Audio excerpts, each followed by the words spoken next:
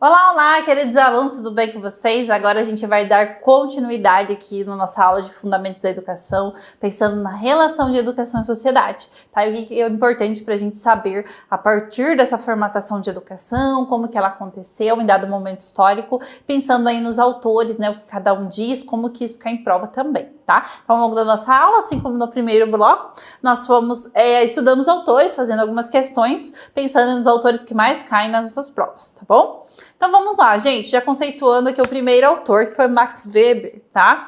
O Max Weber, ele vai defender esses ideais burocráticos, tá? Porque quando a gente pensa em burocracia, a gente pensa, que é algo chato, né? Aquilo lá é burocrático. Mas a burocracia, ele vai defender que ela tem o seu papel.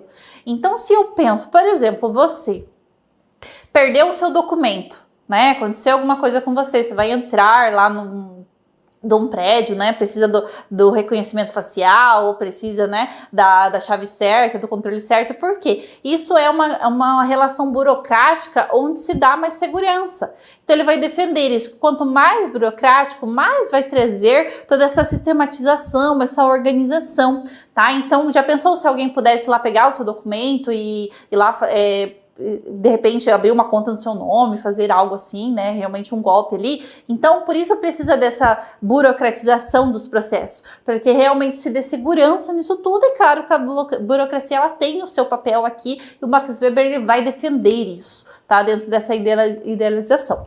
Então, aqui ele vai falar muito da relação do professor, aluno, do Estado, tá? A educação é um fator de seleção, estratificação, classificação social. Há 3 tipos de educação, corresponde a 3 tipos de dominação: a educação carismática, a legal e a tradicional. Então, o que a gente tem que pensar aqui? Que a educação, ela acaba sendo, segundo a visão de Max Weber aqui, um fator de seleção, né? A classificação social, elite, a educação é voltada ali para as classes mais pobres, a educação voltada aí para a elite, a educação que acaba dimensionando e dividindo, né, toda essa relação. Então, ele vai trazer muito esses pontos, né, cruciais de seleção, de classificação social mesmo, relacionando a educação, que são tipos de dominação aqui. Então, existe a dominação voltada dentro do dogma carismático, depois da educação legal e da tradicional, tá? Então, ele vai dizer isso perante as suas obras, tá? Vamos fazer uma questão aqui já para a gente pensar como que isso cai em prova, tá? Então, no que se refere a legitimidade, as dimensões do poder, ao Estado e à sociedade, julgue o item a seguir. O conjunto de burocracias, lembra, né? Max Weber, burocracia. E o sistema legal são dimensões diferentes do Estado contemporâneo que não se interrelacionam. O que posiciona, o que propicia a atuação livre do burocrata que atua com desvio de finalidade. Vamos lá entender essa questão. O que ele quer aqui? Ele falou o conjunto de burocracias, né, que é algo sistematizado, que visa trazer organização, né? Todo esse sistema legal são dimensões diferentes de um Estado contemporâneo que não se interrelacionam. O que propicia a atuação livre do burocrata, que atua com desvio de finalidade. A ideia é justamente eu trazer dentro de uma organização burocrática, enquanto Estado, enquanto sistema, é justamente normatizar, por exemplo, a educação. Se eu organizo essa educação, se eu sistematizo, se eu burocratizo ela de alguma maneira, eu vou sim trazer esses moldes organizativos. Então, de alguma forma, né, isso é imposto regras, é imposto ali toda essa dinamização para que a coisa ocorra, né? Que haja respeito, que haja assim princípios, que haja assim normatização disso tudo. Dentro dessa relação burocrática é que o Estado vai se findar para que realmente não ocorra desvio de finalidade, como ele diz aqui na questão. Então, eu não quero... o ser, ele tem a sua liberdade, sim, mas dentro de uma concepção que envolve normas e burocracias, né? E o Estado está afindado aqui. Por isso, gente, que esse item aqui, como ele diz, está errado, Tá? Então essa burocracia ela vai servir para esse Estado contemporâneo, sim, trazer essa normatização, essa organização da sociedade como um todo, tá? Não ocorrendo aí essa questão da atuação livre do burocrata, não acontecendo esse desvio de finalidade aqui dessa relação, ok?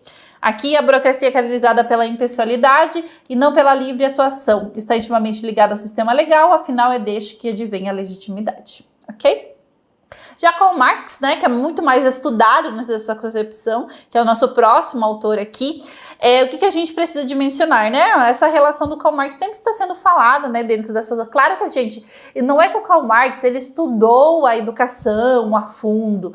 O que acontece? A gente pega a interpretação das suas obras, do que ele disse nessa relação de educação, sociedade, reflexão, de como eram seus ideais, de uma educação, de uma sociedade ideal, essa relação do Estado com a educação, com a sociedade como um todo, a gente pega essa parte e traz para os princípios educativos, tá? Então aqui ele vai dizer que as instituições, né, escolares, instituições como um todo, elas são instrumentos das classes dominantes. Então existe o quê? A elite e existe o proletariado, que são a educação aqui, ela é voltada para um quesito de dominação. Então existe a educação elitizada, né, que realmente vai trazer aspectos culturais, realmente científicos para essa elite, realmente o que precisa se aprender, né, para haver um desenvolvimento, e já a educação do proletariado não, é uma forma de sistematização, de alienação mesmo desse povo. Tá? Então ele vai falar muito dessa divisão de classes, né, que deveria haver uma revolução, uma transformação nisso. Então ele vai falar da revolução da classe operária, que deveria haver essa revolução na sociedade para trazer os princípios de igualdade, combatendo a alienação, a desumanização. Ele fala muito do capitalismo, né, da crítica ao capitalismo, a relação da burguesia, elite, proletariado, tá? Então ele vai falar, deixar muito claro essa divisão de classes que ocorre na sociedade e justamente como o Estado conduz isso. Né, como que ele se formata para que isso continue ocorrendo dentro desses moldes, para que o proletariado não tenha condições de se tornar elite. Né? Então, justamente, ele fala, né, desse combate a tudo isso, né? Como que o proletariado deveria fazer essa revolução para que realmente isso seja combatido dentro da sociedade. Então, aqui também interpretou o filósofo, agora transforma, então... Se eu tenho um ideal filosófico, então agora eu preciso transformar em algo realmente que seja validado para que essa sociedade se transforme de alguma maneira, para que haja ações elencadas aqui, tá? Então, não adianta só interpretar uma reflexão, um pensamento, eu preciso fazer algo com aquilo, tá? Então é isso que ele vai defender aqui. As ideias de sociologia que vieram para a educação, ele vai trazer tudo isso, né? Como essa sociedade funcionava, como que ela estava condicionada e que essa educação, como é que ela contribuía para a alienação, para a desumanização, sistematização do Estado como um todo, para manter, né, como a elite dentro da sua perspectiva e o proletariado ali, né, sempre trabalhando em função de realmente enriquecer essa elite. Então, o aluno é alienado porque tem uma separação entre o pensar e agir. Então, ele vai trazer esta relação, tá? Então, aqui uma educação que justamente não pensava-se nessa relação de ação, né? E não se pensava-se nessa reflexão, nessa criticidade, né? Então, há essa separação, ele vai dizer que por isso que o aluno é alienado, né? Então, o aluno alienado, o trabalhador alienado. Então, a educação, ela já formata isso para que realmente essa pessoa, né, esse indivíduo, vire um trabalhador. E esse trabalhador, com certeza, vai continuar alienado ali, sendo para sempre proletariado. Por isso que ele vai trazer essas ideias de transformação, tá? Gente, então é isso, tá? Pegando as ideias principais do Karl Marx aqui, para a gente relacionar tudo que a gente precisa para responder questões, né? Que é o nosso objetivo. Primeira questão aqui relacionada. Ainda com relação às discussões modernas da filosofia política, julgue os itens seguintes. Na perspectiva de Marx, a ideologia é o conjunto de falsas representações da realidade, que ocultam as dinâmicas de expropriação e exploração e também o fenômeno da alienação dos indivíduos em função do trabalho. E aí, tem a ver com o que nós abordamos? Totalmente, né? Porque ele vai dizer que se a educação ela vai contribuir para essa alienação dos alunos em função ali futuramente de uma alienação do trabalhador, né? Para que ele não pense esses ideais de crescimento e toda essa ideia. Então, é um fenômeno, sim, de alienação dos indivíduos, porque eu quero formar o quê? Trabalhadores, para se manter essa sociedade do jeito que está, nos moldes que estão, né? Elite sendo elite, proletariado sendo proletariado. Então, essa relação, né? Ocultando aí dinâmicas de realmente de crescimento, de desenvolvimento, né? Então, essa ideia mesmo da perspectiva de Marx, tá? Então, por isso que aqui está correto, tá? Isso que ele vai findar aqui nas suas obras. Próxima questão. Para Marx, o Estado busca, apesar da sua ideologia, promover o bem comum? E aí, será que o Marx vai falar que o Estado promove o bem comum? Incentivando as superações das contradições da sociedade civil, embora ela deva ser destruído para a destituição do poder da burguesia? E aí, será que o Marx ele vai dizer isso? Pelo contrário, né, gente? Ele vai dizer que o Estado ele é opressor, o Estado ele vai trazer uma educação, muitas vezes, alienada para esse povo para continuar sendo trabalhador, vai trazer realmente isso que já está sistematicamente instituído, né? Então, isso destrói realmente todo o ideal de crescimento e desenvolvimento desse povo. Então, embora ele fala, né, que embora ele deva ser destruído para a destituição do poder da burguesia, claro que é isso que ele pensa, mas quando ele fala da relação de promover o bem comum, a questão está errada, tá? Por isso que aqui o nosso item está errado, ok? Então, aqui para Marx, o Estado age de forma a manter o status quo, né, a ordem de desigualdade, a opressão da classe dominante sobre os dominados, ok? Agora vamos trabalhar Durkheim, tá? Durkheim, gente, muito importante aqui, por quê? Ele vai trazer as ideias ali de socialização, vai dizer que a criança é uma tábula rasa, a educação é monopolizada pelo Estado, a criança traz a natureza do indivíduo, a educação é um elemento integrador que integra-se à socialização. Então é como se essa criança fosse um quadro em branco. Diferente lá, por exemplo, do inatismo, né? Onde a criança ela já vem com dom, enfim, todo esse ideal. Mas aqui, a criança é como se ela fosse uma tábua rasa, né? Um quadro em branco aqui, onde eu vou escrevendo com ela vai construindo, né? Não construindo na ideia de construtivismo, tá? Mas ela vai, quando ela vai para esse lado educativo, é como se ela fosse escrevendo a sua própria história, né? Então ela vai aprendendo, adicionando conhecimento aqui, tá? Então a educação monopolizada pelo Estado ali. Então é essa criança que traz a natureza do indivíduo. Quem é essa criança, tá? Então agora começa-se a pensar na educação, começa-se a pensar em quem é essa criança, né? Porque como que ela deve aprender. Então começa-se a pensar nesse elemento, vinculando-se a educação à socialização, tá? Já vamos fazer uma questão aqui para a gente pensar e racionalizar isso. Então, segundo Durkheim, a educação constitui elemento integrador da sociedade, sendo pais e professores agentes sociais responsáveis pela inclusão de valores sociais dos educandos. Corretíssima, tá? Então, ele vai estudar mesmo quem é essa criança, quem ela é, o que ela precisa, para que realmente se tenha uma educação como elemento integrador, né? Pense aí que essa participação dos pais, dos professores, eles são agentes sociais aqui dentro dessa responsabilização da educação para que ela ocorra, tá? Por isso que aqui está correto. Tranquilo, gente? E aí? Tranquilo, né? A gente pegando aí o ideal de cada autor, pensando como isso cai em prova, fica muito mais fácil a gente dimensionar, para depois, claro, que você possa resolver questões sozinhos aí, cada vez fique mais autônomo aí nesse conteúdo, tá?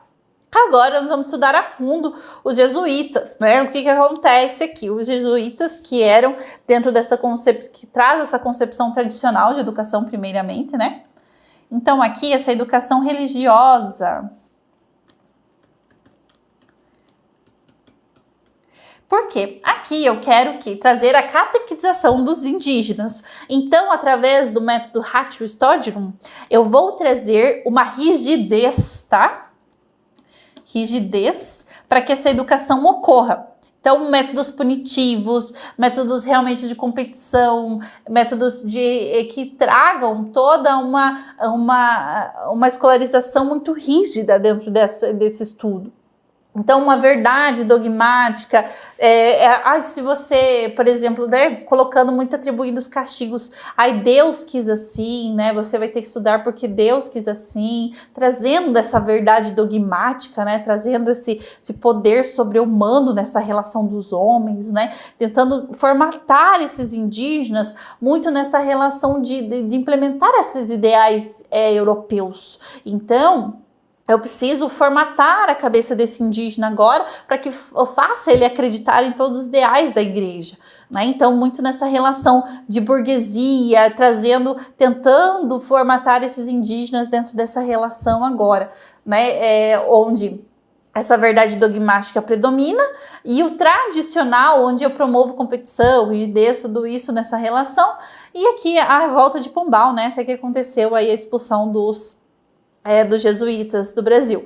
Então, essa reforma educacional pombalina combinou com a expulsão dos jesuítas, precisamente das colônias portuguesas, tirando o comando da educação das mãos destes e passando para as mãos do Estado, tá? Então, a partir deste momento, o Estado passa a realmente constituir, não que a educação tenha acontecido, né, de uma maneira agora pensando, né, em toda a ampliação da educação, não, ela demorou muitos anos realmente para começar a ser colocada, pensada, né, mas o que a gente precisa entender? A educação jesuítica é uma das mais tranquilas, né? Porque a gente consegue pensar muito nessa concepção fechada, né? Realmente era pensados aqui em pessoas que mantinham essa rigidez educativa, que tinham essa postura de autoridade, autoritarismo mesmo, onde eu vou aplicar um método rígido. Se meu aluno não aprender, ele vai ser punido. Então, por quê? Porque Deus quis assim, é assim que funciona, tá? Então, era um método que não tinha abertura nenhuma para diálogo, nenhuma para realmente, o que o aluno está pensando? Não, era o que realmente tinha que ser implementado e tinha que ser daquela maneira. Tá? Então é muito rígido, muito fechado, muito estático aqui, tá? Então, gente, é isso, tá? Nessa relação dos jesuítas. Agora nós vamos falar do Comênios, tá? Comênios que vai trazer a sua obra ali na didática magna. Agora eu começo a pensar num ensino, numa educação para todos. Esse todos envolve quem? A criança. Então, eu começo a pensar numa relação de educação voltada à criança. A minha criança, como que ela aprende, né? Então, eu começo, sim, a já trazer toda essa formatação. Por quê? Porque a criança, nós sabemos que dentro dessa relação, ela não tinha uma educação que era voltada a ela. Então agora, a partir da didática magna, eu tenho uma educação que trago uma educação voltada aí para todos, e se todos envolve a relação educativa da criança, né? Então essa arte de ensinar, ele vai falar do ensino, conteúdo, aprendizagem, tá? Então eu tenho aqui uma educação que vai acontecer, onde eu preciso pensar em quem é essa criança, né? Então pensar aí como esse processo didático ocorre, o professor, aluno, matéria, né, que é o nosso pão.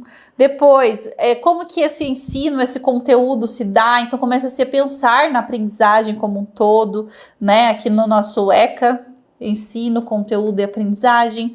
Então, gente, pensar que aqui começa-se já a se formatar uma educação onde vai sendo voltada a pensar na criança, né, o que vai ser ensinado, como essa aprendizagem ocorre. Vamos lá fazer uma questão aqui. Conforme a biografia, Comênios, didática magna, para responder a questão. Segundo Comênios, a arte de ensinar exige o quê? Tá? Então, segundo ele, vamos lá.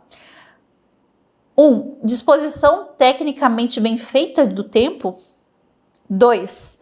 Dedicação exaustiva do mestre. E aí, o professor tem que dar aula até ficar exausto aí, até cansar, né, exaustivamente? Não, né? Vamos pensar. 3. Organização de todas as coisas necessárias. E aqui no 4, escolha do método adequado. E no 5, aptidão dos alunos. Então, vamos lá.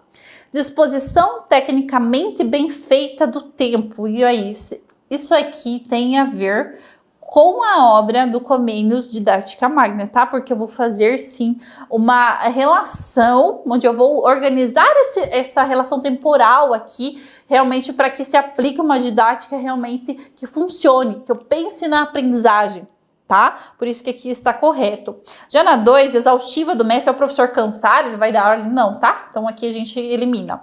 Na 3, ele fala a organização de todas as coisas necessárias, e aí eu preciso de recursos didáticos, preciso de materiais. Como que isso vai ser tempo?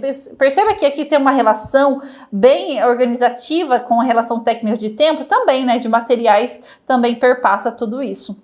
Então aqui na 3 também está correta. Quando ele fala na 4, escolha do método adequado, é justamente que a didática magna vai trazer também, tá? Esse método adequado, sim, nesta relação, onde eu envolvo os materiais, toda a relação de organização temporal, tá? Tudo isso faz parte. E aqui a aptidão dos alunos, tá? Então aqui na 5, não é que a gente vai pensar já, vamos pensar... na aptidão do aluno aqui ainda, gente, ele não é o centro do processo. Perceba que pensa-se no tempo, pensa-se nos materiais, pensa-se no ambiente, pensa-se nesta organização técnica. Mas ainda o aluno não é o centro do processo, como nós pensamos hoje, tá? Então, não pensa-se nessa a aprendizagem a fundo como centralidade do aluno. Tá? Então aqui a 4 está correta, mas a 5 não, tá? Por isso que a nossa alternativa aqui fica 1, 3 e 4. Nosso gabarito é a letra C, tá? Então a disposição tecnicamente bem feita do tempo, a organização das coisas necessárias e a escolha do método adequado é o que está de acordo com a didática magna aqui do Comenius, ok? Aqui, gente, John Locke, pensador inglês. O que ele vai dizer aqui primeiramente, né? Vamos pensar, ele vai trabalhar as ideais individuais, né? Ele foi idealizador do liberalismo, liberdade para aprender, crescer, evoluir, tá? Então, o que acontece? Claro que ele vai, né, de acordo aqui com nós já estudamos em algumas partes dentro das nossas aulas, ele é pai do empirismo, pensando no aluno aí como tábula rasa, né? Então, a aprendizagem ocorre através da experiência, do ambiente. Então, aqui, gente, pode vir na sua prova pensando no ambientalismo, tá? Onde o ambiente é que vai ajudar a formar esse aluno através da experiência, tá? Então, pensando que o que vai gerar experiência no meu aluno é o que vai completando essa folha em branco. Então, meu aluno é uma tela em branco, né? De acordo com a tábula rasa. Então, aqui ele vai tendo uma experiência, pronto, gerou um conhecimento, outra experiência, gerou outro conhecimento. Enfim, é como se eu fosse ajudando ele a completar essa folha em branco aí que meu aluno é, ok? Então, muito nesses ideais de liberalismo, liberdade para aprender, para crescer, para evoluir. Então, uma liberdade que vai, sim, estar formatada dentro dos moldes educativos. Ok? Então, vamos lá fazer uma questão agora para a gente pensar como que isso cai em prova. Para Locke, a liberdade natural do homem consiste em estar livre de qualquer poder superior na Terra, tendo somente a lei da natureza como regra para ordenar suas ações, sem precisar pedir permissão ou depender da vontade de qualquer outro homem. B, é a liberdade para qualquer um fazer o que apraz, viver de como lhe convém, sem ser refreado por leis. C, importa em ter regra permanente pela qual viva comum a todos os membros de uma sociedade. E D, o estado de guerra de todos contra todos. Tá, vamos lá. Então, quando a gente pensa nos quesitos de liberdade natural do homem, eu vou dar uma liberdade até certo ponto nessa relação muito religiosa. Então, o homem é livre, sim, dentro do seu livre-arbítrio, mas não que a regra, a lei não vai exercer o seu papel, ela vai, tá? Ele vai defender esses ideais. Mas aqui, ele vai dizer, livre de qualquer poder superior, tendo somente a lei da natureza como regra das suas ações, né? Então, algo que realmente vai reger essas ações, claro, não dentro dessa liberdade 100%, mas algo que realmente vise a trazer essa liberdade para o homem nessa relação humana, tá? Então, aqui, sem precisar pedir permissão ou vontade de qualquer outra pessoa, tá? Então, não é nessa relação submissa de ninguém, enfim, tá? Então, esses são os ideais aqui de acordo com o que o Locke traz, tá? Então, aqui uma educação que vise liberdade mesmo. O aluno, ele vai para a escola, se assim ele quiser, ele Se ele quiser frequentar um dia, no outro não quiser, não tem problema. Enfim, eu deixar esses ideais de liberdade para que ele condicione o que ele quer no momento, tá? Então, aqui muito esse ideal de liberdade para a educação também, ok?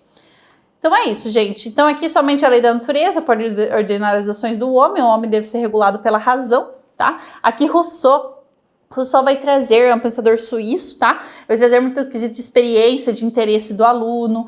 Ele vai trabalhar também já os ideais de escola nova, de iluminismo, justamente, ou trazer esse iluminismo, iluminar as ideias aqui, realmente para trazer uma educação que traga clareza, para que realmente o conhecimento seja findado. Sair das trevas, né? Encontrar a luz que é o quê? O conhecimento, né?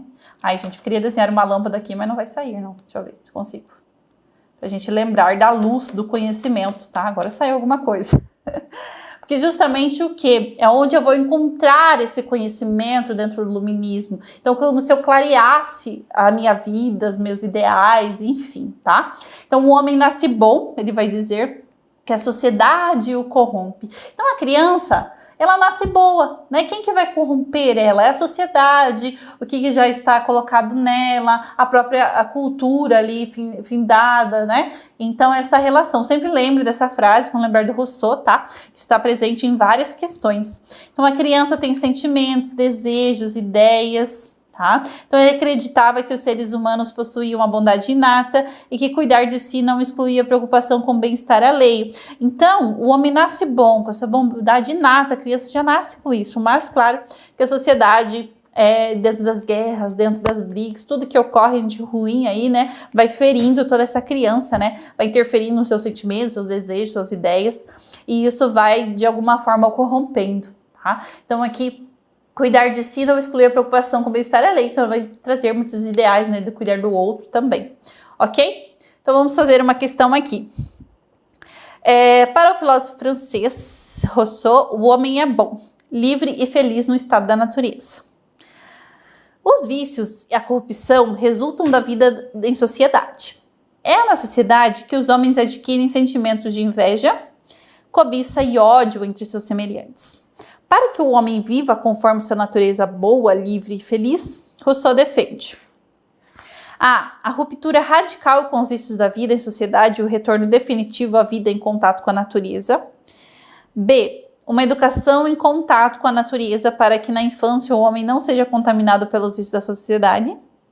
C. Uma revolução que ponha fim às instituições criadas pelo homem em sociedade e a adoção de um modo de vida anarquista. D. A adequação dos bons costumes da vida em sociedade, pois é impossível o retorno definitivo à natureza, e que cada indivíduo busque ser bom na vida social ao controlar seus instintos maldosos, pois assim alcançará a felicidade. E aí, gente, o que acontece aqui, né? Falando sobre educação. Então, a educação, aqui dentro dos ideais, ele fala que a natureza, ela vai realmente, a natureza humana, ela é boa, mas dentro do que está corrompido ali naquele meio social, cultural, é o que vai impactar na vida desse homem. Então, quando uma educação mais próxima desse ideal natureza, natural, é que vai realmente trazer mais essa bondade instituída aqui, tá? Então, quando a gente pensa aqui no Rousseau, né, nesse bem humano, nessa relação mais inata, né, do homem ser bom, enfim, o que está de acordo aqui com o que ele dentro dessa relação trouxe? Que a educação, em contato com a natureza, dentro de uma infância que traga essa relação da criança, distanciando ela desses vícios da sociedade, vai trazer algo mais ideal, vai trazer algo de melhoramento, digamos assim, do que já está corrompido nessa sociedade, tá? Então aqui ele vai defender essa educação em contato com a natureza, para que na infância o homem não seja contaminado pelos vícios da sociedade. Então, quanto mais natural, melhor, tá? Dentro dessa relação. Aqui a ruptura é radical, né? Isso nem tem como acontecer, né? Dentro de um retorno definitivo aí dentro da natureza, isso dentro dessa relação não é Porque acaba radicalizando todo o que o Rousseau trouxe, tá? Então, uma educação, quanto mais contato com a natureza, quanto mais contato com esse natural aqui, o homem vai ser menos contaminado pelos esses vícios da sociedade, ok? Então é isso, gente. Então aqui o comentário da questão, né? De acordo com Rousseau, a sociedade se corrompeu a partir da criação da propriedade privada e seria impossível retornar ao estado de natureza. O mais próximo que seria possível chegar é com a educação das crianças para tentar estabilizar um estado de natureza, né? Tentando realmente descorromper, né, toda essa natureza aí do homem, tá? Que já estava aí muito relacionados a brigas, enfim, guerras, né? Tudo que corrompe esse homem. Ok? Então agora nós vamos trabalhar o Pestalozzi, tá? O que acontece? O Pestalozzi foi um educador suíço que trouxe aí essa relação muito emotiva, né, para a educação. Então ele vai falar de sentimentos, o amor na educação, autonomia, né? Então ele vai defender também os ideais de rendimento do internato. Eu trazer objetivos mais simples para os mais complexos, estou muito nessa ideia espiral, né, onde eu vou trazer um conceito simples para uma criança, depois eu vou trazendo isso de maneira mais complexa, tá, cada vez mais complexa, então parto ali do pequeno, né, para o grande, nessa relação de complexidade, então ele vai defender todos esses ideais, tá? Então agora vamos fazer uma questão aqui sobre o Pestalozzi. Ele foi um dos defensores da ideia de que a aprendizagem escolar deve centrar-se no desenvolvimento de habilidades, né? A partir do simples para o complexo, enfim, por meio da realização de atividades físicas e mentais. Então, gente, muito além, né, da relação cognitiva, eu vou levar em consideração sentimentos, amor, autonomia dessa criança, tá? Que tem a ver com faculdades mentais bem instruídas, né? Essa relação motora. Então, tudo isso está, sim, de acordo com o que Henrique Pestalozzi trouxe nos defensores que foi um dos defensores dessa ideia, né, de desenvolvimento aí de habilidades, que até hoje a gente fala na educação sobre isso, né, desenvolver habilidades do aluno, que faz parte daí da competência que eu quero instituir nessa educação, ok? Já aqui, gente, o Johann Friedrich Herbart é o filósofo alemão que vai falar assim, que a educação precisa de manutenção, instrução e disciplina, tá? Então aqui a pedagogia é uma ciência do positivismo dentro desses ideais. Ele trouxe esses conceitos de psicologia, a mente do tradicional, do passivo, tá? Então como a gente retrocedesse em alguns aspectos aqui, quando ele traz todas as concepções. Porque ele vai dizer muito da disciplina, da rigidez, né? Olha a carinha dele aqui, justamente pensando, né? Realmente é algo mais tradicional, pensando que os conceitos de psicologia eles serão aplicados, mas o aluno é um ser mais passivo dentro dessa relação, muito dentro dos métodos meios tradicionais aqui de educação, para que ela ocorra nessa formatação, tá? Então é dentro dessas concepções. Agora, vamos fazer uma questão aqui para realmente ampliar isso, tá? Um dos estudiosos das teorias psicológicas de educação, Johann Friedrich Herbart, preconizava que não é necessário preocupar-se com explicações científicas sobre o processo de aquisição da aprendizagem, pois as práticas pedagógicas devem pautar-se no bom senso e na arte do ensinar. E aí, será que não há uma preocupação com o científico? Pelo contrário, sim, né? Ele vai trazer essa questão do positivismo, já proposto lá por Comte, né? Essa relação da pedagogia, que é uma ciência. A pedagogia, ela vai estudar toda a educação, como essa educação ocorre. Então, ele vai defender isso, tá? Então, por isso que aqui, quando ele fala que não é necessário, né? Pelo contrário, é necessário, de acordo com os seus ideais. B. Nem o conteúdo, nem a matéria ensinada tem papel fundamental no desenvolvimento mental e moral da criança. C. A psicologia pode até desarticular e desorganizar a educação. D. A mente é dotada de faculdades inatas, como atenção e memória, que se desenvolve com treinamentos, exercício e repetição. E. O ensino é uma atividade consciente e intencional, com processos definitivos. E aí? O que ele vai dizer, gente? O que a gente precisa pegar de principal aqui? Ele vai trazer conceitos psicológicos para a educação, mas ao mesmo tempo, quando eu penso em psicologia, sempre a gente pensa em evolução, desenvolvimento. Ele vai trazer um conceito psicológico mais tradicional, mais passivo, realmente onde eu mantenho rigidez e disciplina. A educação como instrução mesmo, como manutenção, tá? Então, é muito ligada às ideias materiais, né? Também do processo científico da coisa acontecer. Então, ele vai defender, sim, a psicologia dentro desse processo educativo, mas é algo que precisa ser definido, precisa ser sistematizado, organizado, tá? Então, a alternativa que mais é de acordo aqui com o que o Urbach traz para a educação é justamente a que o ensino é uma atividade consciente e intencional. Então, esse ensino que vai trazer, sim, essa relação científica, vai trazer uma intenção. Eu quero normatizar essa educação para que esse homem, essa pessoa seja formatada dessa maneira, essa criança, enfim, e é um processo sistematizado, definido, tradicional, robusto, tá? Por isso que aqui a nossa alternativa é a letra E. Sei que é difícil pensar em um autor que ao mesmo tempo trabalha a psicologia, mas ao mesmo tempo traz rigidez nos processos, traz processos mais tradicionais, mas aqui é o que é de acordo com as ideias do Urbach. Tá? Então a gente precisa aqui pensar nessa concepção mais idealizadora de um processo que acontece mais padronizado, né, para que essa educação ocorra, tá? De acordo com o autor aqui. Agora vamos passar para o outro autor, Frederic August Froebel. O que ele traz aqui? Ele foi um pedagogo alemão. Ele vai defender muito, gente, a ideia do jogo, tá? Dos jogos na educação, um trabalho manual que tem que ser construído com a criança. Ele vai defender aqui instituir os jardins de infância, tá? Então, muito a sua relação educativa, o seu papel de pedagogo aqui, ele vai trazer essa função do corpo, gestos, brinquedos, do canto, da linguagem, para que a criança aprenda. Então, esse jardim de infância, ele tem que ser rico em brincadeiras, jogos, trabalho manual, construção com a criança, tá? Então é muito nessa relação que ele vai defender aqui, ok? Vamos fazer uma questão aqui para a gente conceituar isso. Sobre Froebel, podemos afirmar que criou o jardim de infância, expressão que significa que as crianças são como flores frágeis, sensíveis, incapazes de se autoeducarem e se autodisciplinarem. Por isso, necessitam de cuidados especiais e de intervenção direta dos professores em sua educação.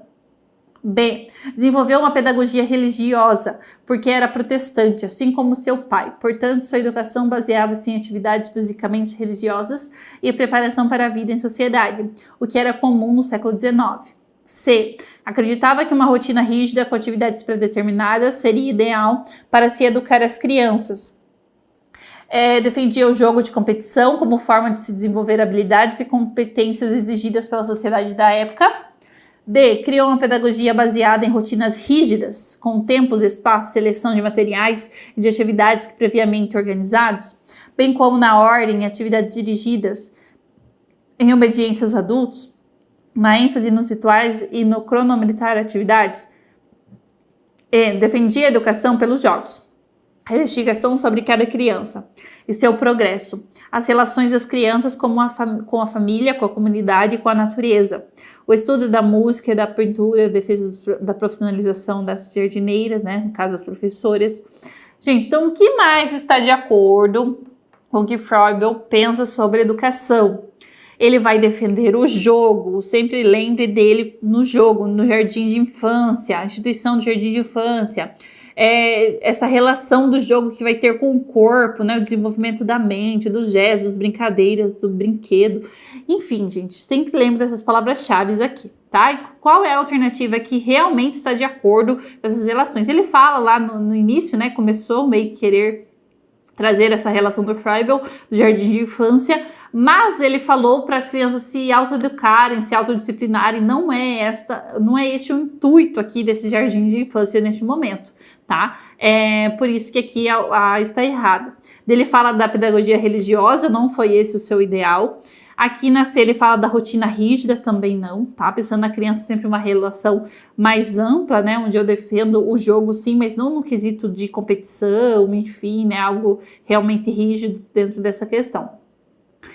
Rotina rígida também, aqui com tempos e espaços materiais também não, tá? Então a gente, obediência, não, tá? Não é esse o seu pensamento. O que realmente está de acordo aqui é a E, tá? Que é o nosso gabarito. Defendi a educação pelos jogos, a investigação sobre cada criança e seu progresso. Então, pensar como a gente pensa em educação infantil hoje, por exemplo, né? Pensar a relação da criança com a família, com a comunidade, com a natureza, o estudo da música, da pintura, da defesa, da profissionalização, né? Das jardineiras, enfim. Uma época em que não se era pensado em educação infantil e que alguém trouxe esses ideais de educação infantil já naquela época, né? Então, tudo que a gente pensa em educação infantil hoje, de alguma maneira, teve que um pouco baseado no Froebel. Justamente o que é importante para essa criança, o papel dos jogos, da investigação, de como essa criança vai se desenvolver, como é o seu progresso, enfim, tudo que é importante, ok? Gente, então finalizamos esta aula. É claro que a gente vai passando aqui rapidinho por cada autor, pegando cada ideal, trazendo para você, para que essas concepções sejam dadas ali, que você pegue a ideia de cada autor e, claro, depois responda mais questões. Claro que a questão nem sempre vai vir desse ideal que a gente pensa, né? Mas você, a gente pegando qual é o foco do autor ali. O que as suas obras traziam dentro dessa relação principal para a educação acontecer. Então, a gente pegando esse fio da meada que a gente consegue realizar mais questões, porque ela vai pegar justamente a interpretação daquilo, né? E é isso que a gente precisa fazer. Quanto mais questões nós fizermos, mais a gente vai se adequando em como realmente isso é cobrado. Tá bom? Por isso que eu trouxe bastante questões aqui já para te colocar no direcionamento de realmente responder aqui, gabaritar tudo que vier pedindo de cada autor. Tá bom, gente? Então, um beijo, fiquem com Deus, aí até o próximo bloco. Tchau, tchau.